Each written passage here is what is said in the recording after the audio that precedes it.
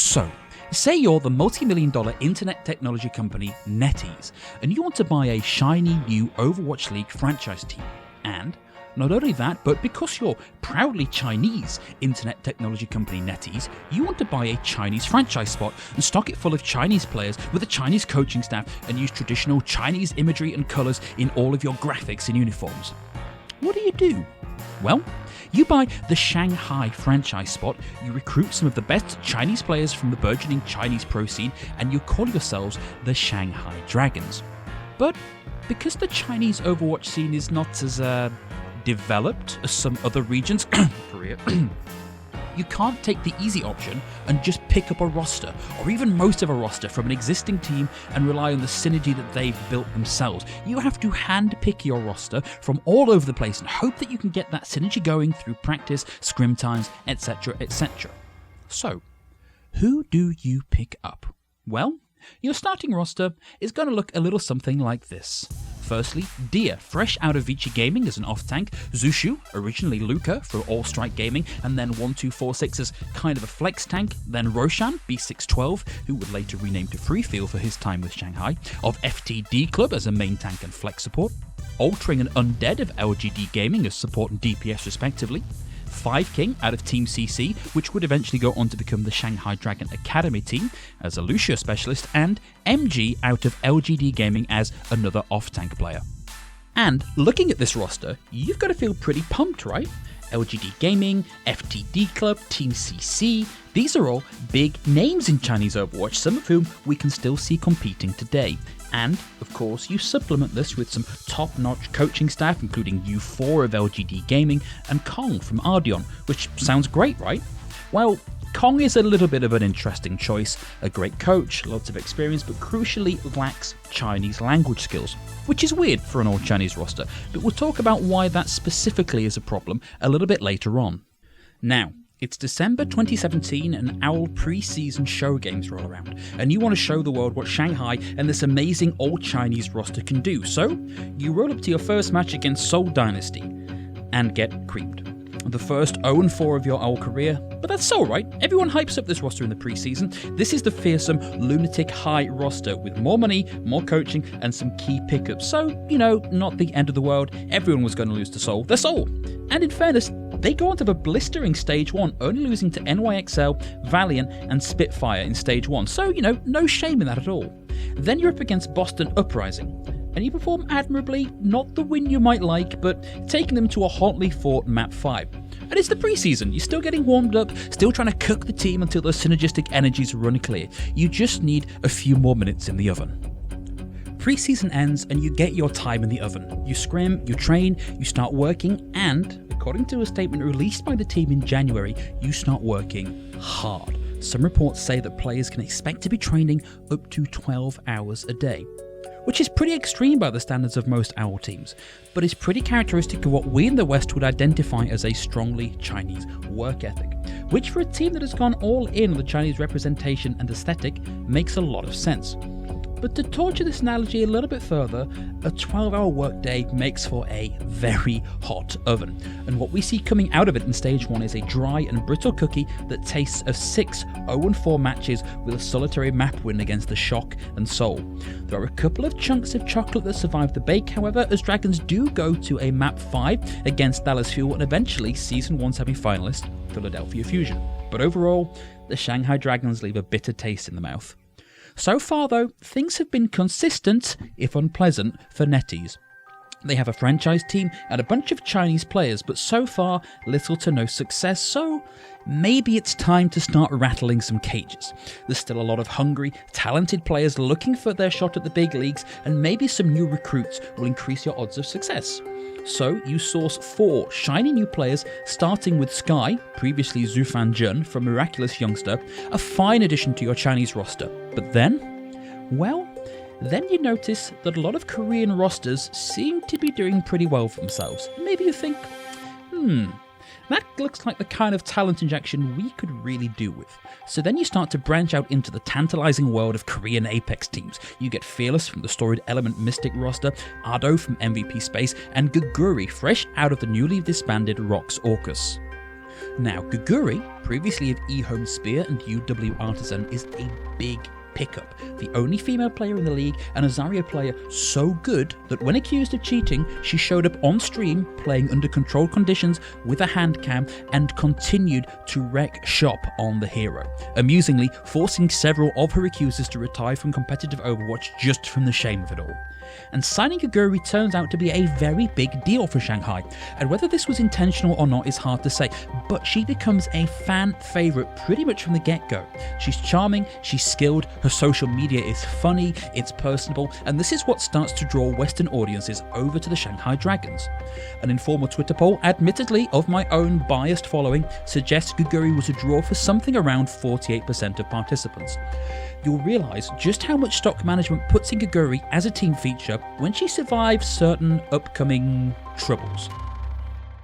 We mentioned earlier that Kong was an interesting choice as a coach. Well, now having him on the team makes a certain amount of sense because we have moved firmly into the world of the mixed language roster, and suddenly having a coach that speaks Korean makes a lot of sense. Except that now you have a team firmly divided into two halves, relying on interpreters to bridge the language gap. And frankly, this is not the end of the troubles for the Shanghai Dragons in Stage 2. The first of these problems, those shiny new players you just signed, visa issues. Fearless and Arda's paperwork gets tied up in admin hell, and they won't get cleared for travel until your last 2 games of the season. And Guguri won't arrive until just before the last game of the stage. Both Fearless and Ardo will get to play in those remaining 2 matches, but it's just not enough to flip the script, which, with your new players coming in cold to a new team with limited scrim time and a language barrier, isn't that surprising? The second of the Stage 2 troubles comes just after the first 4 games of the stage, those being Fuel, Valiant, Gladiators and Shock, in which you only claim 1 map off of Fuel. Coach U4 steps down, moving Kong all the way up to interim head coach. At this point, I want to go into details as to why U4 left the team, because it explores a strange undercurrent to the Shanghai Dragons story.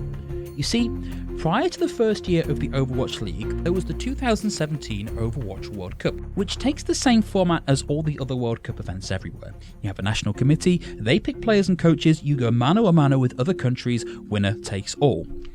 But it's in the formation of that World Cup team that we start to get some rumblings about some dirty dealing going on in the Chinese Overwatch scene. And I'm going to take a second now to drop a big old alleged at the start of this story, because outside of a few Reddit posts and some stuff on Weibo that I don't stand a hope in hell of getting to the bottom of, there isn't much primary source material. It's all a little bit he said, she said, but the timeline is interesting and important, so we'll go into that first.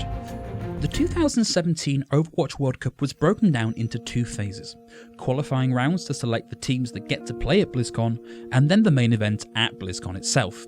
The Shanghai qualifiers, where Team China was placed, take place in July 2017, and the final bracket is played out in November the same year. Team China sail through their group, beating Hong Kong, Romania and Norway 4-0 and finishing top of the group. And they do this with a roster made of predominantly LGD gaming players: Eileen, Undead, MG and Shy, alongside Yao Yao of Oh My God and 5King of IG Ice. But when we get to BlizzCon, it's a different story. Eileen and Yao Yao are still there, but the rest of the Shanghai qualifying team is replaced, and now we have Leave and Zhufan Jun, later renamed Sky, from Miraculous Youngster, Time from Oh My God, and Yuan Fan 2, now playing as Farway, from Miracle Team 1. Take note here that Undead and MG in particular are gone, as they're in the starting Dragons roster, and this might not be a coincidence. So what happened to that original China roster? Well, the official line is that there were visa troubles for these players which couldn't be resolved in time for BlizzCon. Some people have construed this to mean that because these players had already applied for visas as part of going to play for the Shanghai Dragons, they couldn't get the short-term visa required for travel to BlizzCon. The other interpretation of events is that these players were intentionally pulled out of the World Cup because the Shanghai Dragons management didn't want them there, and I'll leave you to make up your mind about which one of those is more plausible. But we went on this tangent because we wanted to talk about U4 specifically. So what's he got to do with all this? Well, a couple of things. The first is, there are some widely believed rumours that U4, who was brought on as head coach to pick the initial Dragons roster, sidestepped league rules by approaching players directly to offer them spots on the team without first going through management. which is at least a medium-sized no-no and for which he was fined by the league. The second is detailed in a Reddit post in a leak from Team China main tank Yao Yao, which shows that the head of Blizzard Esports China, Larry Chu, airdropped U4 into Team China Overwatch World Cup committee to the visible consternation of the other committee members. It's a little difficult to say exactly what happened here, as primary sources are both thin on the ground and in a language I can't read, but it starts to look a little bit like U4 is running interference to segregate out his Dragons players from the World Cup team, and kind of hanging the team out to dry to do so. To top it all off, he was also found to be account sharing, so maybe, if you're NetEase, you're a little happy to see U4 go? It's kind of hard to say. So now we move from the era of U4 into the interim head coach Kong era, a Korean-speaking head coach in a majority Chinese language team, now trying to bridge a sizable language gap between existing and incoming players. It's hard to bring this back to our cookie analogy from earlier, but this is maybe something like trying to make two different types of cookie from two different recipe books, and only one of those recipe books is in a language that you can actually speak. Even with a sous chef to help out with translation, it's going to be difficult to make it a good cookie. And to make this cookie even worse, there is a big heaping spoonful of chili powder added to the mix when accusations of manipulation and emotional abuse towards an ex-girlfriend are levelled at undead. The words love child and abandoned are also not far from these allegations, and he gets swiftly dropped from the roster. He'll eventually go on to play for Lingan Esports and then to coach Ambitious Immortal and then Never Lose Weight, but as of the time of writing, he's not currently active in competitive Overwatch. I think you can make a case that Stage 3 is where things start to maybe slightly, almost kinda turn around for Shanghai. The roster is solid, synergy is improving, there's no drama to speak of, and you go from a map win rate of 14% in Stage 1 and 5% in Stage 2 to almost 22% in Stage 3, eventually going to map 5 against Philadelphia Fusion, which they have done twice at this point, by the way. And maybe if you're NetEase, the tension starts to ease up a little bit, right? Results don't materialise overnight, and you're playing catch-up with teams who didn't start in such a hole and who have not had to deal with the same level of drama as your team has, so at this point, you're happy with any improvement you can get. But the end of the stage sees even more coaching switch-ups with the departure of Rui, who joined the team back in January 2018, leaving Kong once more as the sole coach for the team. Rui, however, only leaves because of health reasons rather than for any drama, which is at least a nice change of pace. We're closing in on the end of the first year of the Shanghai Dragons, and the opening couple of matches go about as well as you would expect, taking a map off of both Dallas Fuel and LA Valiant. In the days after the game against the LA Valiant, however, we get the public reveal of a little fact that I dropped on you when I was discussing what was happening behind the scenes in Stage 1. And it comes in on the heels of a strange bit of gossip on Chinese social media site Weibo. Players from the Shanghai Dragons have been seen playing PlayerUnknown's Battlegrounds, PUBG to you and me, on stream. To some fans in China, and I'm sure to NetEase too, this looks an awful lot like your players slacking off when they should be doing everything in their power to get that first win. To allay fears, team manager Yang Van put out a post using Twitlonger, explaining just how hard the Dragons are working. And remember we were talking about hot ovens for the Owl franchise cookies all the way back in Stage 1? Well, this is where we get details of exactly what sort of temperature all this is occurring at. Because what Yang Van reveals, almost nonchalantly, is that the Shanghai Dragon roster is practicing as many as 6 days a week and often up to 12 hours a day, with some reports suggesting that this practice occurs in hot, windowless rooms and that players are given next to no downtime. Assurances are given that this is under review and that player quality of life is being improved. However, the team does decide to part ways with MG over his playing of PUBG in his limited downtime, which brings the roster down to a flat 12 with 4 games left in the season, the high point of which is taking the similarly ailing Florida Mayhem to a map 5 and then losing 4-0 to Boston, Gladiators and the San Francisco Shock. Don't worry about MG though, he goes on to play for a host of other teams including Charge Academy and now plays for Cyclone Coupling. So, the Shanghai Dragons end their season with not a bang, but a whimper. Missing out on playoffs entirely does have a small upside, however, as it gives you even more time to assess and to rebuild. And the first steps in rebuilding see an exit and 3 hirings, with the long-suffering Kong leaving, eventually moving to coach Blossom, and Levi, recently of Element Mystic, joining as an assistant coach, and Bluehass, previously of Kongdu Panthera, joining as head coach. The third signing is possibly my favourite signing in Owl history, and if a spot like this ever opens up again, you better believe I'm applying for it. They sign Huang Xiaose Zhudong as Chief Hype Man. If you're unfamiliar, Xiaose is kind of the OG Chinese esports superstar, runs his own tournaments, gets brought in for a lot of commentating roles, and has earned the nickname Poison Milk because he's famous for jinxing teams with his predictions. Those of you paying attention will have realised that the Shanghai Dragon coaching staff has undergone something of a peaceful takeover.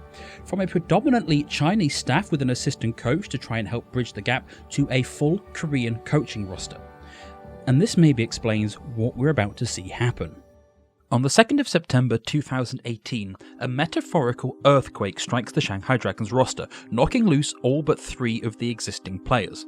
Guguri, Dia and Fearless all hang on to their position, but we have to say goodbye to FreeFeel, who moves on through a host of other teams but eventually ends up with Light Gaming, Zushu, who moves on to Legend Beyond Young, and then Laboratory, Roshan onto Light Gaming alongside FreeFeel, who is now back to playing as B612, Altering, who more or less retires, Five King, who moves to Team CC and rebrands as CO, and Damon, who moves on to Blank Esports and then Meta Athena.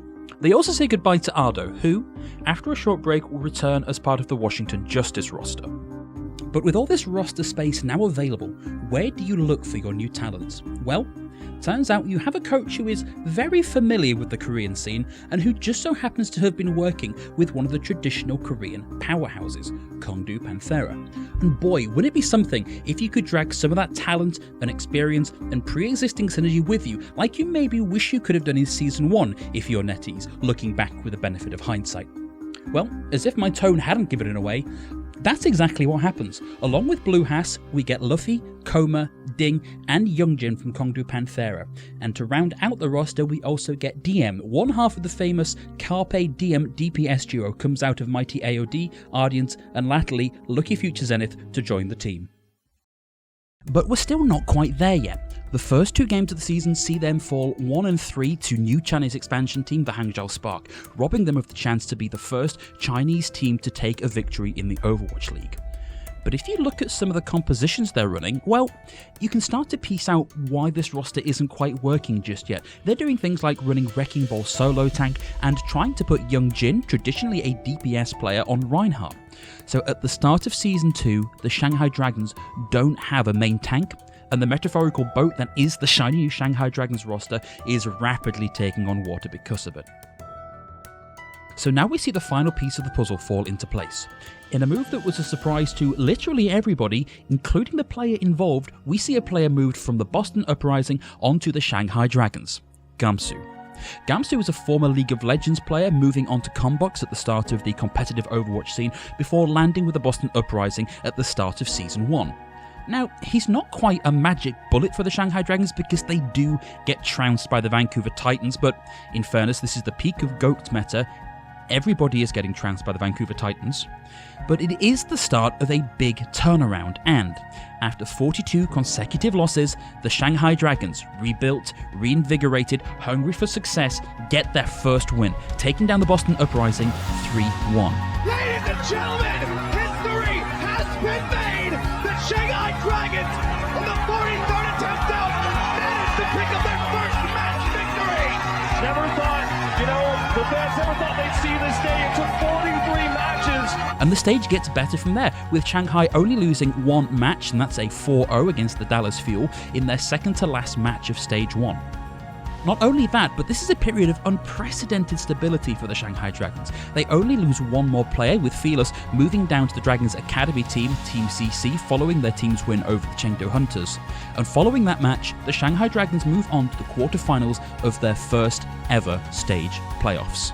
And while the Dragons don't make it to the Stage 2 championship spot, Stage 3 is even better for them. We see them go 5-2 in Stage 3, only losing Guardian in the process, who had, sadly for him, spent a lot of time on the bench, ranked behind both Iguri and Ding as a flex player, and only losing against a newly resurgent LA Valiant and the Guangzhou Charge. And of course, all of the struggle culminates in a hard-fought victory over the San Francisco Shock to become Stage 3 champions. But that's more or less where Shanghai Dragons peak in Season 2. They're unable to recreate the success of Stage 3, and this is likely in part due to the fact that Stage 4 is such a huge departure from the preceding 3 stages as we hit 2-2-2 roll-lock in the league.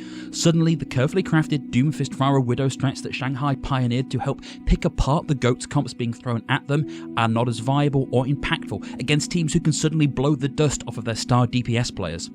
They do pick up Izayaki from an LA Valiant who have suddenly found that Karib was worth his weight in sleep darts, and whilst they do make it to the play-in tournament, they eventually lose the 7th map to London Spitfire and end their run in OWL Season 2 at a respectable 11th position overall.